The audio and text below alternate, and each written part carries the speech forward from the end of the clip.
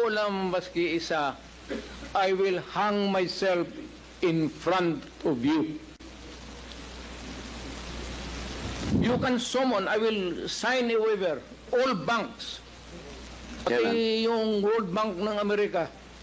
Kung may isang totoo lang na kiting, I will resign and I will ask my daughter to resign and everybody in the family. That is my guarantee. And I will hang myself. Will the former president be okay that if we draft the waiver now, that it be signed today instead of tomorrow? Will you be fine with that, Mr. President?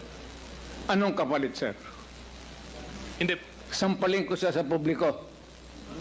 Hindi, wala naman. Ngayon na. Wala pong ganunan. Mr. Chairman. I'll give you no. Sasampalin ko sa Mr. Chairman. publiko. Session suspended. Session suspended.